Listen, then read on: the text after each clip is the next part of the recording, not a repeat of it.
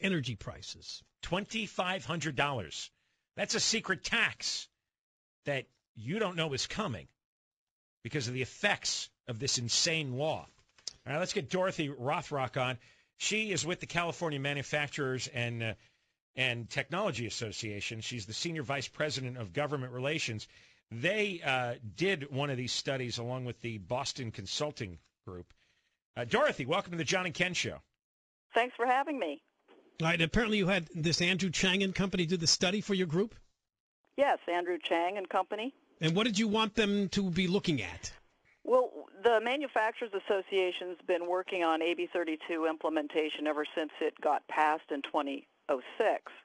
And we've been very concerned recently that the Air Resources Board has been making decisions about how the goals should be implemented and achieved. We think they're doing it in a way that will be very expensive and that there's probably cheaper ways to go about it. All right, let's talk about how it's going to hit the average family, that $2,500 extra amount of money that they're going to have to pay in energy costs. How does that materialize? Well, every type of energy is going to be affected by AB 32 climate change policies. So your electricity rates will go up because electric generators will need to purchase cap-and-trade allowances. Your gas price will go up because the oil companies are subject to a low-carbon fuel standard. And your natural gas prices will go up because those emissions also have to be covered by cap-and-trade. Your gas prices or your taxes are going to go up because of new transit that's going to be required to reduce vehicle miles traveled. All of these costs layer up in a way that Andrew Chang was able to model to show how much it would land on each family in California. Is there any dispute about these numbers? Well, depending on the cost assumptions going into the model, you can choose a low or an optimistic or a high scenario in terms of how much it's going to cost to implement these regulations. So Andrew took what he believed, and we agree, was an optimistic view, meaning if these regulations basically work as they're intended to work, what is the likely outcome in terms of costs? And these are the numbers that are displayed that you mentioned earlier. So these are the low end. These are the minimum. No, these are optimistic. The low end is, frankly, if things go way better than anybody can realistically expect. And all of this is because they're trying to carry out AB 32, which has a goal of reducing greenhouse gas emissions to 1990 levels by the year 2020. Right. All right. So to do this, it's going to affect all of us. So all right. So this is not a crazy prediction. This is optimistic, reasonable prediction. 2,500. What we like about the study is that everything that we've done and that Andrew has done has been completely transparent. So you can look at this study, and if you don't agree with a particular cost input, you can change it. You could look at it and say, well, I think this should be lower, or I think this should be different. And you could run the model again and see how it comes out to see what's improved or changed. But it's still going to cost thousands of dollars per family and every year. I mean, you're talking about $2,500 every year for a family. This is the amount that it would rise to by 2020 under the optimistic scenarios. And there's going to be jobs lost. There's going to be quite an impact on the economy, too, right? Yeah, we estimate by 2020 we'd lose 262,000 jobs in that year. Some of the other numbers, you mentioned the direct hit on taxes, how this sort of looks like a hidden tax. What I think is a really significant number is that the annual state and local revenue loss associated with this by 2020 would be $7.4 billion. All right, now explain that. You're saying that the state and local tax revenues, they're going to lose almost $7.5 billion in tax revenues. Yes. Well, why is that? Because I thought the whole purpose of this was to increase tax revenues into the government. Well, when you're hurting the economy, when you're imposing this new tax, you're hurting small business, large business, medium business. they are going to be less successful, less profitable, pay less taxes. People are going to be burdened with costs that are going to reduce the gross state product by 5.6% by 2020. When California is not as vibrant an economy, it's not going to generate as much state and local revenue. And Andrew Chang says that that amounts to $7.4 billion by 2020. And what will be the industries most impacted by AB 32, like the refineries and stuff?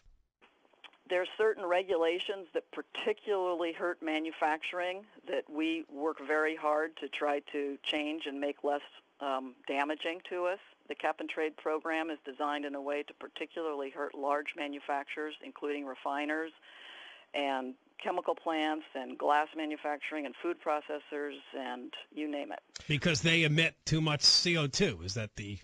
They are directly regulated under the cap-and-trade program right out of the gate. But if no one else is doing this, our effect on global warming here, if it's real, less than minimal. It's almost zero. This, of course, when AB 32 passed, there was an assumption that other states would be willing to go along with the program, that perhaps California could be a model for the nation. And if that were the case, a lot of these impacts would be less damaging to California because others would also be suffering the same costs, and we wouldn't be at such a competitive disadvantage. Now, we're talking here with Dorothy Rothrock. She's with the California Manufacturers and Technology Association, and they teamed up with a study by Andrew Chang and Company that shows how damaging this Global Warming Act is going to be to the economy and to your pocketbook at home. There's another study by the Boston Consulting Group, which also has similar negative predictions on what's about to happen. Is there anyone that your group has been in touch with in government in Sacramento who is worried about the study and says maybe we've gone too far here? Well, we are telling everybody that will speak to us about the study, and we're asking them to take a look at it and ask us if they have any questions or would like to push back on any of the assumptions or suggest that there's improvements we could make to it. We're very open to looking at and discussing all the various different regulations that have been judged here. The beauty of the study is that it takes each regulation and says, some are better than others. Some have costs that may be too high. What does this whole cafeteria plan look like? Has the Resources Board really done the best they can under AB 32 to make this program cost-effective? Right, but is there anybody who cares? The card people are fanatics. They're religious zealots. I'm talking about, let's say, an assemblyman, a state senator who's really worried that this recession, which is already pretty bad, is just going to worsen for the rest of a decade. Billions of dollars lost in the economy. Thousands of dollars in extra energy payments by every family, and is saying, you know what, this is not good for the people. This is not good for the state. We went too far here. Some of the legislators have been hosting some forums out in the community. There was a forum held in Fresno. There was a forum held in Concord. There will be one held in L.A. at the end of August, where they are inviting representatives of industry as well as CARB and the environmental groups to come and talk about what the implications of AB 32 are. I believe that there is increasing awareness at the legislature. Among Democrats? And the public. Among Democrats? Yes. Because they're running all things. stripes. Do you think some of their response might be, Dorothy, that, well, this is just coming from the businesses themselves. They're overstating this. They want to scare everybody. It's always a risk when we're presenting a study because people can say that. It's why we had to make it so transparent. Yeah. We did have some real experts, Dr. Stavens and the McKinsey Group and David Montgomery, look at the study before it came out to give recommendations to see how it could be improved or whatever. So we are not trying to be at all secretive about this. One of the problems is that we don't think the ARB or anyone else has done an adequate economic analysis, and so this had to be done by somebody. All right, we appreciate you talking to us. Dorothy Rothrock with the California Manufacturers and Technology Association. She's a Senior Vice President of Government Relations. Thanks for talking to us.